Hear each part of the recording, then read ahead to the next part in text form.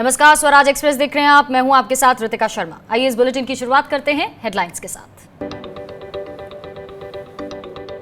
चीन के मसले पर राहुल गांधी के सरकार से सवाल पूछा, लद्दाख में तनावपूर्व की स्थिति बहाल करने पर अड़िग क्यों नहीं सरकार। विदेश मंत्रालय के बयान में गलवान पर हमारी क्षेत्रीय संप्रभुता का जिक्र क्यों नहीं।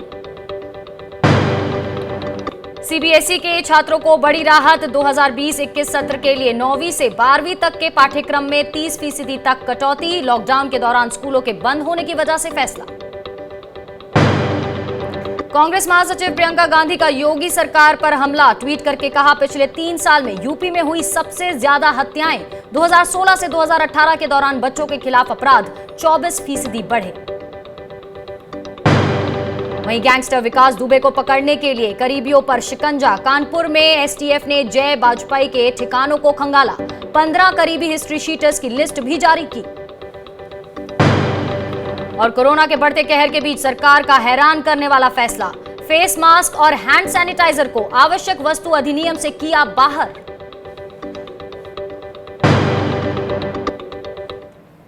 कांग्रेस के पूर्व अध्यक्ष राहुल गांधी ने लद्दाख में चीन की घुसपैठ और चीनी विदेश मंत्री के साथ राष्ट्रीय सुरक्षा सलाहकार अजीत डोवाल की फोन पर हुई बातचीत को लेकर कुछ सवाल उठाए हैं। राहुल ने अपने ट्वीट में एनएसए अजीत डोवाल और चीनी विदेश मंत्री वांग यी की बातचीत के बाद दोनों पक्षों की तरफ से जारी बयान शेयर करते हुए ये सवाल पूछे हैं। उन्होंने लिखा है, देश हित सबसे ऊपर है, जिसकी रक्षा करना भारत सरकार का कर्तव्य है। इसीलिए सवाल उठता है कि सरकार विवाद से पहले वाली यथास्थिति बहाल करने पर अड़िग क्यों नहीं रही। चीन को हमारी धरती पर 20 निहत्थे जवानों की हत्या को सही ठहराने की इजाजत क्यों दी जा रही है। बयान में गलवान घाटी में हमारी क्षेत्रीय संप्रभुता का जिक्र क्यों नहीं है। राहुल गांधी ने ये सवाल भारत और चीन के विदेश मंत्रालयों की तरफ से सोमवार को बयान जारी किए जाने के बाद उठाए हैं। दोनों ही देशों ने ये बयान राष्ट्रीय सुरक्षा सलाहकार अजीत डोवाल और चीन के विदेश मंत्री वांग यी के बातचीत बीच के बाद जारी किए हैं। और आपको बता दें, चीन की तरफ से जारी बयान में गलवान घाटी में 20 भारतीय जवानों की शहादत लेने वाले टकराव को जायज ठहराया गया है। वहीं दूसरे विपक्षी दलों ने राहुल गांधी के बयान सहमति जताई है और विपक्षी दलों का कहना है कि राष्ट्रीय हित सर्वोपरि है और उससे समझौता नहीं किया जा सकता। I do agree that national interest is paramount.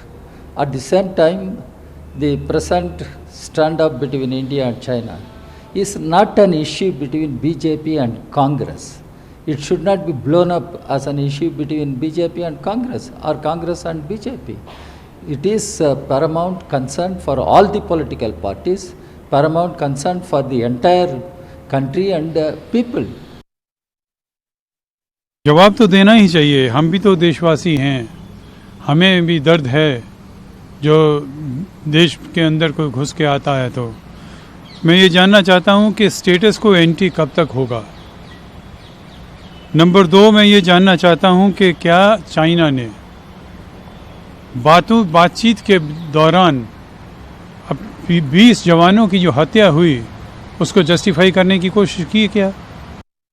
और वहीं कांग्रेस नेता राहुल गांधी के सवालों पर बीजेपी ने पलटवार किया है। हालांकि हमेशा की तरह इस बार भी बीजेपी ने उन सवालों के जवाब देना जरूरी नहीं समझा जो कांग्रेस सांसद पूछ रहे हैं। उनको 90 लाख रुपए मिले थे 2006 के अंदर राजीव गांधी फाउंडेशन में। 2008 के अंदर उन्होंने एक करारनामा हस्ताक्षर किया कांग्रेस पार्टी और कम्युनिस्ट पार्टी में, जिसमें वो देश के तब के एक्सटर्नल अफेयर मिनिस्टर को साथ लेकर गए थे। वो उसका जवाब दें पहले कि ये जो तब 90 लाख मिले थे और 90 के आगे 5 जीरो जुड़ते हैं, अब 90 के आगे कितने जीरो जुड़े हैं जो देश की सेना के पीठ पर छुरा घोंप रहे हैं और बार बार सेना के प्रकरणों पर प्रश्न उठा रहे हैं और इस हद तक गिर जाती है उनकी पार्टी की। या जब प्रधानमंत्री सेना के जो लोग घायल हो जाते हैं उनको मिलने जाते हैं तो उस पर भी वो मजाक उड़ाते हैं।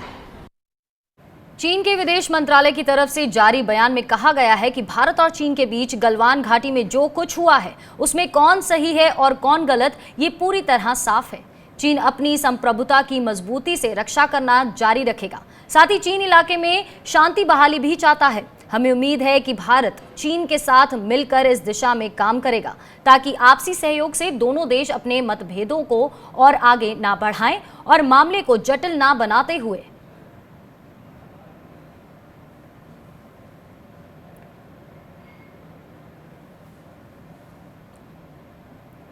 वहीं आपको बता दें, चीन के साथ सैन्य और राजनयिक चैनलों के माध्यम से संपर्क में रहेगा और सीमावर्ती इलाकों में तनाव कम करने के लिए काम करता रहेगा।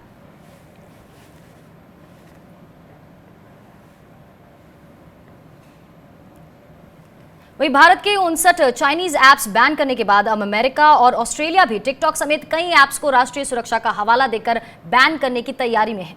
ऑस्ट्रेलिया में जहां संसदीय समिति जल्द इस पर अपनी मुहर लगा सकती है, वहीं अमेरिकी विदेश मंत्री माइक पॉम्पियो ने भी कहा है कि जल्द ही कई चाइनीज ऐप्स पर सुरक्षा की दृष्टि से प्रतिबंध लगता जा सकता है। वहीं माइक पॉम्पियो ने कहा कि जल्द ही चीन के कई सोशल मीडिया ऐप्स, जिनके टिकटॉक भी शामिल हैं, पर प्रतिबंध लगाया जा सकता है।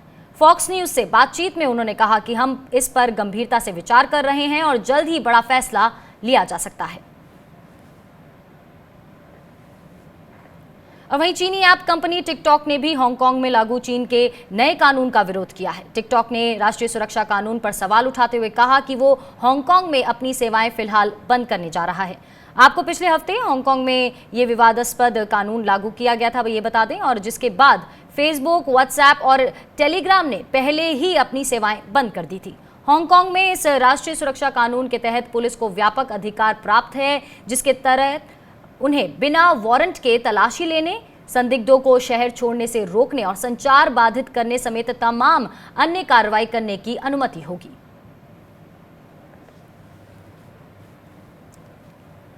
बढ़ते आगे, देश की अर्थव्यवस्था को लेकर कांग्रेस के पूर्व अध्यक्ष राहुल गांधी ने सरकार पर निशाना साधा है। राहुल गांधी ने ट्वीट करके कहा कि भारत की अर्थव्यवस्था को गलत ढंग से मैनेज करना एक त्रासदी है जो करोड़ों परिवारों को बर्बाद करने जा रही है। इसे अब और खामोशी से बर्दाश्त नहीं किया जा सकता। राहुल गांधी ने ये टिप्पणी देश की अर्थव्यवस्था से जुड़े कई अहम आंकड़ों को शेयर करते हुए की है। इन आंकड़ों में देश की विकास दर नेगेटिव होने और देश के 10 में से 8 यानी 80% परिवारों की आय घटने की बात कही गई है। इन आंकड़ों में ये जानकारी भी दी गई है कि शहरी परिवारों के मुकाबले ग्रामीण परिवारों की हालत ज्यादा बिगड़ी है। साथ ही ये भी बताया गया है कि पिछले कई दशकों में पहली बार देश में गरीबी कम होने की जगह बढ़ने की आशंका है।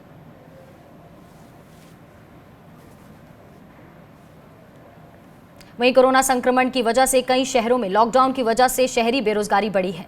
Centre for monitoring Indian economy यानी CMIE की रिपोर्ट के मुताबिक शहरी क्षेत्रों में बेरोजगारी 5 जुलाई को खत्म हुए हफ्ते में 11.26% पर पहुंच गई, जो उससे पिछले सप्ताह में 10.69% थी। बेरोजगारी दर में ये बढ़ोतरी कर्नाटक, तमिलनाडु, असम, पश्चिम बंगाल और महाराष्ट्र के कई शहरों में कोरोना की वजह से प्रतिबंध लगाने की वजह से हुई है। रिपोर्ट के मुताबिक शहरों में औपचारिक क्षेत्र की नौकरियों को वापस आने में महीनों लगेंगे। अखिल भारतीय निर्माता संगठन MSMEs के पूर्व अध्यक्ष के रघुनाथन के मुताबिक चूंकि प्रवासी अपने गांवों में लौट गए हैं और इसीलिए औद्योगिक बेल्ट के पास पर्याप्त कार्यबल नहीं है, उन्हें वापस लौटने में कम से कम 6 महीने लगेंगे।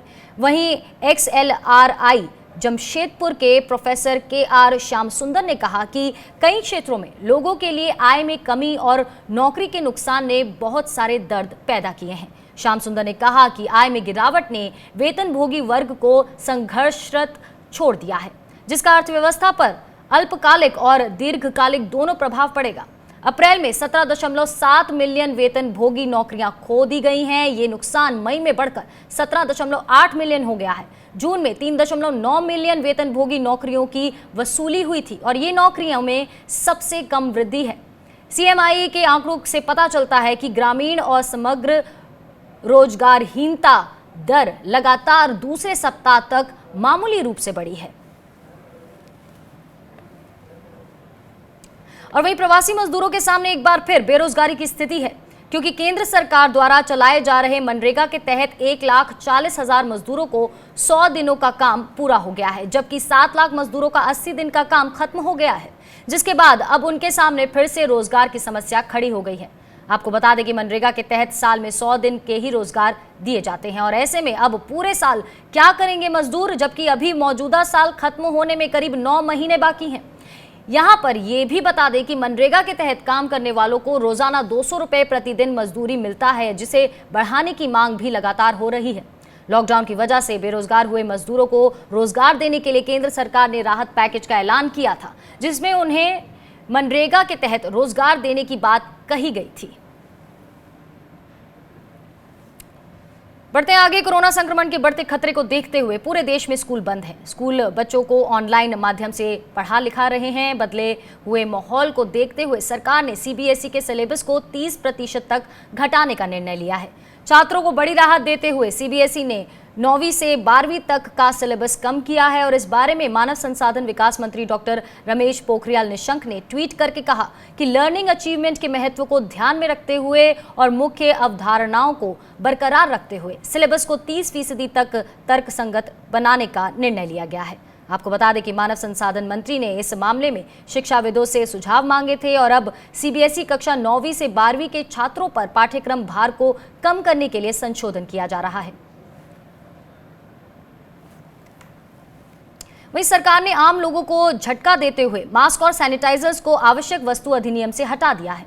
इस फैसले के बाद अब दुकानदारों को इनकी कीमतों में इजाफा करने की छूट मिल जाएगी।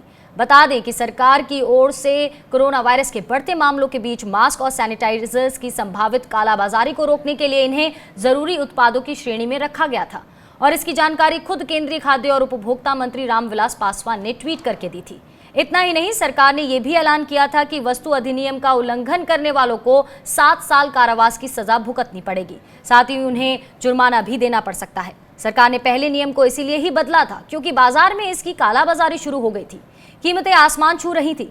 अब एक बार फिर नियम बदलने का मतलब है कि 2 से 3 ply surgical face mask, N95 mask और हैंड सैनिटाइजर्स की कीमतें फिर से बढ़ेंगी। बुलेटिन में यहाँ रुकेंगे एक छोटे से ब्रेक के लिए। आप बने रहिए हमारे साथ।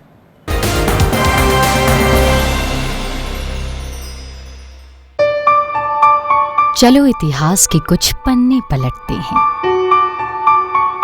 चलो उस दौर में कुछ दूर चलते हैं।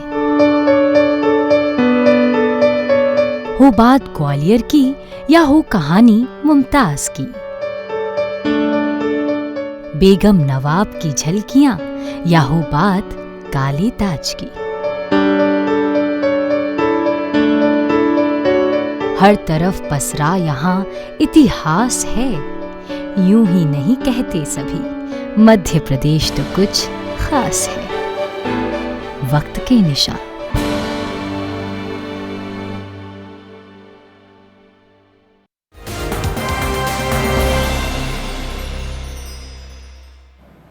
स्वागत है आपका ब्रेक के बाद। और मध्य प्रदेश के पूर्व मुख्यमंत्री और कांग्रेस के सीनियर लीडर दिग्विजय सिंह ने एक बार फिर मुख्यमंत्री शिवराज सिंह चौहान पर बड़ा हमला बोला है। इस बार उन्होंने सीहोर के बीजेपी के जिला अध्यक्ष रवि मालवीय के उस बयान को लेकर घेरा है जिसमें रवि मालवीय ने कहा कि संसद पर हुए आतंकी हमले के वक्त केंद्र में मनमोहन सिंह की सरकार थी, जबकि उस वक्त अटल बिहारी वाजपेयी देश के प्रधानमंत्री थे। दिग्विजय सिंह ने वीडियो को शेयर करते हुए लिखा है कि जैसे अज्ञानी शिवराज उनके नेता, वैसा ही उनका भाजपा सीहोर का अध्यक्ष। चलिए आपको सुनाते हैं सीहोर के बीजेपी के जिला अध्यक्ष रवि मालवीय ने क्या बयान दिया था। पहले चाहे जब पाकिस्तान आतंकवादी हमले करता था, लाल किले की प्राचीर पर जब लाल किले पर आक्रमण कर दिया, संसद भवन के अंदर घुस के हमला कर दिया और उस समय देश को लगा कि हमारे प्रधानमंत्री कोई प्रतिक्रिया करेगा क्योंकि संसद के अंदर घुस गए आतंकवादी। उस समय भी मनमोहन सिंह जी प्रेस कॉन्फ्रेंस में आके क्या कहते हैं, हमारे देश पे हमला हुआ है, हम कुछ ना कुछ विश्व समुदाय को हमारी मदद करना चाहिए। मध्य प्रदेश के पूर्व मुख्यमंत्री दिग्विजय सिंह ने सूबे की बीजेपी सरकार पर राजनीतिक बदले की भावना से काम करने का आरोप लगाया है। साथ ही वैसे अफसरों को भी चेतावनी दी जो सत्ताधारी पार्टी के एजेंट की तरह काम कर रहे हैं।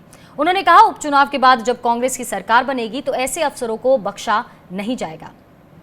दरअसल प्रदेश कांग्रेस के कार्यकारी अध्यक्ष रामनिवास रावत के बेटे अनिरुद्ध रावत के पेट्रोल पंप की अनुमति को रद्द किए जाने को लेकर दिग्विजय सिंह ने शिवराज सरकार पर सवाल उठाए हैं। उन्होंने कहा कि 24 फरवरी को श्योपुर के डीएम से अनिरुद्ध रावत को पेट्रोल पंप खोलने के लिए सभी एनओसी मिल गई थी, जिसके बाद उन्होंने निर्माण कार्य प्रारंभ कर दिया था। इस बीच 23 मार्च 2020 को बीजेपी की सरकार बन गई और कांग्रेस पार्टी की सरकार गिर गई। भारी दल बदल के बीच पूर्व मंत्री और ग्वालियर चंबल क्षेत्र के वरिष्ठ कांग्रेस नेता श्री रामनिवास रावत पूरी ताकत से पार्टी के साथ खड़े रहे। पार्टी के प्रति उनकी असीम निष्ठा के चलते भाजपा के इशारे पर सरकारी तंत्र के माध्यम से उन्हें परेशान कराया जा रहा है। सिर्फ 24 घंटे के भीतर श्योपुर कलेक्टर ने पेट्रोल पंप निर्माण की अनुमति निरस्त करने के लिए 1 जुलाई को प्रकरण दर्ज किया। चंबल संभागीय आयुक्त को आदेश के पुनरीक्षण के लिए प्रतिवेदन भेजा गया। दूसरे ही दिन 2 जुलाई को आयुक्त चंबल ने अनुमति प्रदान कर दी। 2 जुलाई को ही कलेक्टर श्योपुर ने पेट्रोल पंप निर्माण के लिए पूर्व में दी गई अनुमति स्थगित कर निर्माण पर रोक लगा दी। महाकाल की नगरी के नाम से मशहूर उज्जैन में मध्य प्रदेश के पूर्व मुख्यमंत्री कमलनाथ ने बड़ा बयान दिया है। उन्होंने कहा कि वे खुद को टाइगर नहीं कहेंगे क्योंकि जनता बहुत समझदार है। वो जानती है कि टाइगर कौन है, कौन हाथी है और कौन बिल्ली और कौन चूहा है। दरअसल ज्योतिरादित्य सिंधिया ने मंत्रिमंडल विस्तार के बाद कहा था कि टाइगर अभी जिंदा है। टाइगर के गुमराह क्या जनता होगी? जनता बहुत समझदार है, जानती है कौन टाइगर है, कौन हाथी है, कौन बिल्ली है, कौन चूहा है। टाइगर के गुमराह क्या जनता होगी? जनता बहुत समझदार है, जानती है कौन टाइगर है, कौन हाथी है, कौन बिल्ली है, कौन चूहा है। मध्य प्रदेश के मुख्यमंत्री शिवराज सिंह चौहान ने पूर्व मुख्यमंत्री कमलनाथ के उज्जैन जाने पर चुटकी ली है। शिवराज ने कहा कि चुनाव के समय ही कांग्रेस नेताओं को मंदिर की याद आती है। शिवराज ने कहा कि कैबिनेट में विभागों का बंटवारा जल्द हो जाएगा। जब चुनाव आते हैं तभी कांग्रेस को मंदिर और भगवान याद आते हैं। अगर लगातार भगवान की पूजा करते रहें तो चुनाव के समय याद थोड़ी आए। थोड़ा और वर्कआउट कर रहा हूँ, जल्दी कर दूंगा। आप क्यों चिंता करो, मेरा काम है। अरे वर्कआउट यार सोच समझ कर करना पड़ता है। रुक करते हैं बिहार का, जहां विधानसभा चुनाव से पहले महागठबंधन में ऑल इज वेल नहीं है। पूर्व मुख्यमंत्री जीतन राम मांझी की पार्टी हिंदुस्तानी आवाम मोर्चा सेक्युलर ने 10 जुलाई को कोर समूह की बैठक बुलाई है, जिसमें आगे की रणनीति पर चर्चा होगी। दरअसल हमने महागठबंधन में समन्वय समिति बनाए जाने के लिए डेडलाइन दिया था, लेकिन डेडलाइन खत्म होने के बावजूद समिति नहीं बनाई गई। आपको बता दें कि पिछले कुछ दिनों से सीट बंटवारे को लेकर मांझी और आरजेडी में तनातनी जारी है। सीट पर भी बैठक होगी, गठबंधन के स्वरूप पर भी बैठक होगी। अगर वो लोग तय कर लेंगे या फिर राजद के लोगों से बात कर लेंगे, अगर कोई रास्ता निकल गया तो ठीक है, नहीं तो 10 के बाद फिर हम फ्री होंगे अपना निर्णय लेने के लिए। वहीं महागठबंधन में चल रही खींचतान के बीच कांग्रेस के बिहार प्रभारी शक्ति सिंह गोहिल 3 दिवसीय दौरे पर पटना पहुंचे। गोहिल ने पटना पहुंचकर महागठबंधन की गांठ सुलझा लेने की बात कही है। उन्होंने कहा कि महागठबंधन मिल बैठकर सीटें भी तय कर लेंगे, सब साथ मिलकर एनडीए को परास्त करेंगे। साथ ही कहा कि जन सुरक्षा की कीमत पर हम चुनाव हो या राजनीति नहीं चाहते। महबूबा मुफ्ती जी से लेके शिवसेना तक बहुत सारे एग्जाम्पल आपको मिलेंगे।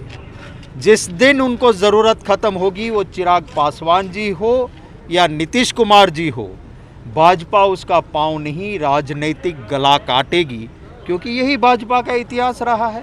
मेरे संपर्क में कोई लोजपा का नेता नहीं है और कोई एक झूठ फैला के अगर वहाँ अपना ब्लैकमेलिंग करना चाहता है तो वो जाने।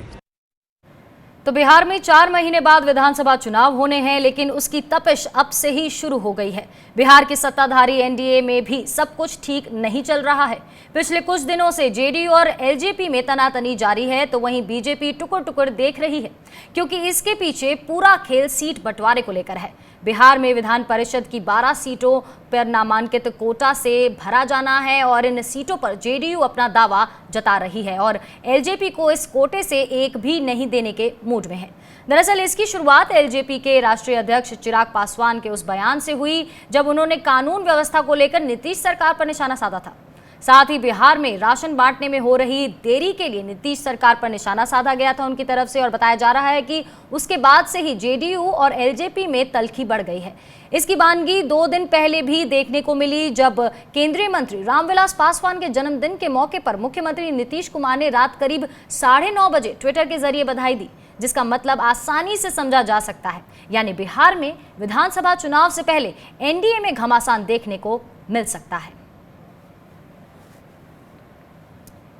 वहीं बिहार के मुख्यमंत्री नीतीश कुमार की भतीजी के कोरोना पॉजिटिव पाए जाने के बाद हड़कंप मच गया है। नीतीश कुमार की भतीजी ने उनके साथ ही सीएम आवास में रहती है, जिन्हें इलाज के लिए पटना एम्स में भर्ती कराया गया है। वहीं अब सीएम आवास में टेम्परेरी हॉस्पिटल बनाया गया है, जिसमें वेंटिलेटर की भी व्यवस्था की गई है। साथ ही 3 शिफ्ट में डॉक्टरों और नर्सों की ड्यूटी भी लगा दी गई है। हर शिफ्ट में 2 डॉक्टर और 1 ए ग्रेड की नर्स तैनात रहेगी। सुबह 7 बजे से दिन के 2 बजे तक doctor RD. Singh, doctor Rakesh Kumar और नर्स सोनी सिंह की ड्यूटी रहेगी। वहीं दिन के 2 बजे से रात के 9 बजे तक डॉक्टर राजन कुमार, डॉक्टर विशाल वैभव और नर्स सोनम की तैनाती रहेगी। रात के 9 बजे से सुबह के 7 बजे तक डॉक्टर पंकज हंस, डॉक्टर अरुण कुमार शर्मा और A grade nurse Sunil Kumar की ड्यूटी रहेगी। वहीं इसे लेकर अब अटकलें तेज हो गई हैं कि क्या मुख्यमंत्री नीतीश कुमार कोरोना की चपेट में आ गए हैं क्या। हालांकि 2 दिन पहले ही उनका कोरोना जांच हुआ था और जिसमें उनकी रिपोर्ट नेगेटिव आई थी।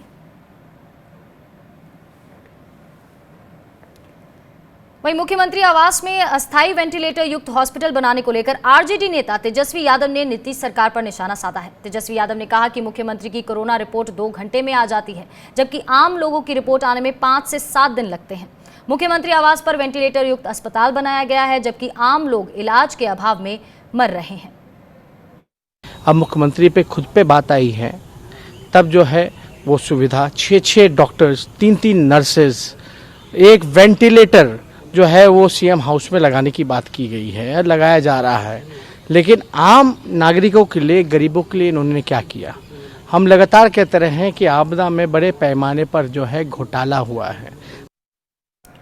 वहीं हरियाणा के पूर्व मुख्यमंत्री और कांग्रेस के सीनियर लीडर भूपेंद्र सिंह हुड्डा ने खट्टर सरकार पर जमकर हमला बोला है। उन्होंने कहा कि हरियाणा के उद्योगों में प्रदेश के मूल निवासी युवकों को 75% रोजगार देने की व्यवस्था तो साल 2011 से ही लागू है। अब सरकार इसके लिए अध्यादेश लाने जा रही है तो उसका कोई औचित्य ही नहीं है।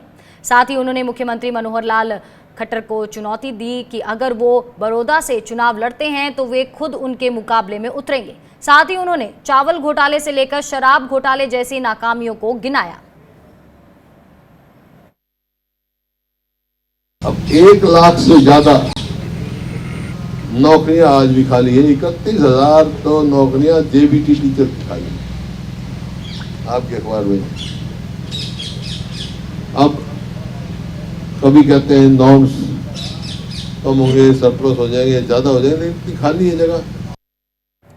वहीं कांग्रेस ने छत्तीसगढ़ के पूर्व मुख्यमंत्री डॉक्टर रमन सिंह के खिलाफ ईओडब्ल्यू में शिकायत लगाई है। छत्तीसगढ़ प्रदेश कांग्रेस के संयुक्त महासचिव विनोद तिवारी के नेतृत्व में कांग्रेस कार्यकर्ता ईओडब्ल्यू दफ्तर पहुंचे, डॉक्टर रमन सिंह की शिकायत की। कांग्रेस नेताओं का आरोप है कि डॉक्टर रमन सिंह ने चुनाव के शपथ पत्र में गलत जानकारी दी है। बढ़ते आगे, कानपुर एनकाउंटर के मास्टरमाइंड विकास दुबे की तलाश में उसके करीबियों पर शिकंजा कसा जा रहा है। इस सिलसिले में यूपी पुलिस ने विकास के करीबियों में से एक जय वाजपेयी के कानपुर स्थित ठिकाने पर छापेमारी की है। ऐसा बताया जा रहा है कि जय वाजपेयी ने ही विकास दुबे को भगाने में मदद की है। एसटीएफ ने जय वाजपेयी की लखनऊ ले जाकर पूछताछ की है। वहीं दूसरी ओर पुलिस ने 15 हिस्ट्री शीटर्स की लिस्ट जारी की है जो विकास दुबे के करीबी रहे हैं। पुलिस इन हिस्ट्री शीटर्स की तलाश कर रही है।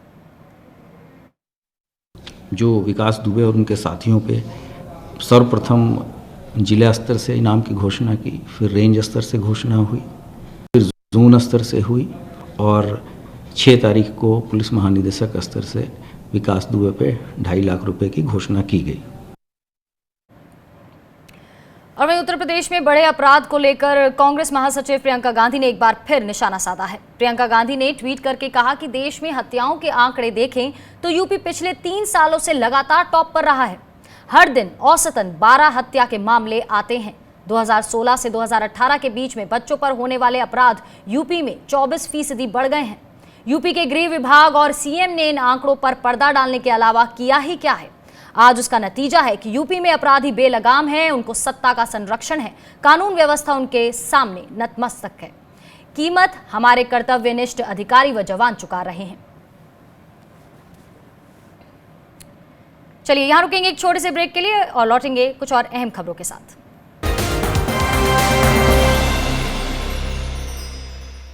RKDF university, a world class university, जहां स्टूडेंट्स को ये ध्यान में रखकर पढ़ाया जाता है कि वो जॉब क्रिएटर्स बन सके, न कि सिर्फ job seekers. So join NIRF ranked university and become CEO of your company. At RKDF University, we focus on all-round development of a student. Courses offering BA, BCom, MA, MCom, BBA, MBA, BSW, MSW, B.Ed, D.Ed, M.Ed. Visit RKDF University at Gandhinagar, Bhopal, or call on toll-free number 1800-2700-320.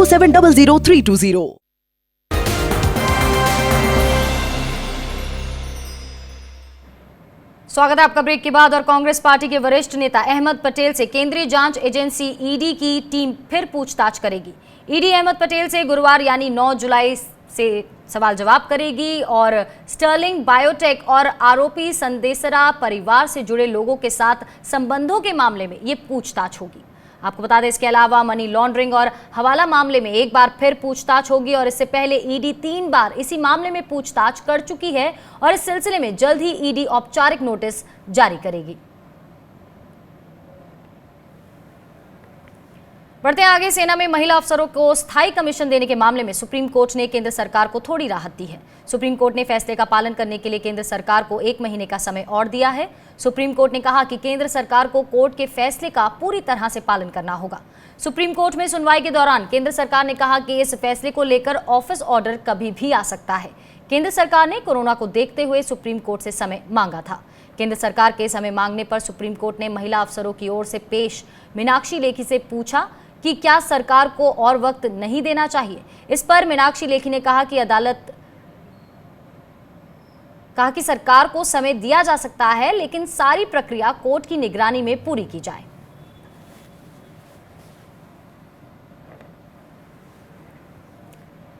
वहीं शिक्षक भर्ती को लेकर UP सरकार को supreme court से बड़ी राहत मिली है। सुप्रीम कोर्ट ने इलाहाबाद हाई कोर्ट के डबल बेंच के फैसले पर रोक लगाने की मांग करने वाली याचिका को खारिज कर दिया है।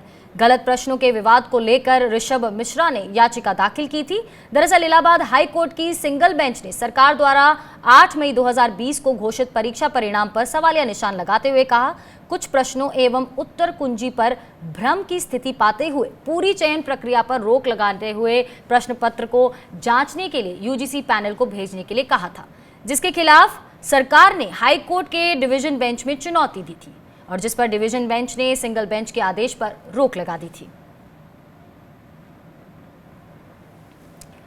और वहीं केंद्रीय उड्डयन मंत्रालय के तहत आने वाली संस्था messrs Mumbai international airport limited यानी MIAL में बड़ा फर्जीवाड़ा का खुलासा हुआ है। इस मामले में ईडी ने मामला दर्ज किया है। वहीं प्रवर्तन निदेशालय ने PMLA एक्ट के तहत मुकदमा दर्ज किया है। बताया जा रहा है कि इस मामले में एयरपोर्ट अथॉरिटी ऑफ इंडिया से जुड़े कई अधिकारी भी ईडी के रडार पर हैं। बताया जा रहा है कि इसमें करीब 705 करोड़ रुपए का फर्जीवाड़ा हुआ है। इस मामले में CBI पहले ही मुकदमा दर्ज कर चुका है और अब उसी को आधार बनाते हुए ईडी ने मुकदमा दर्ज किया है।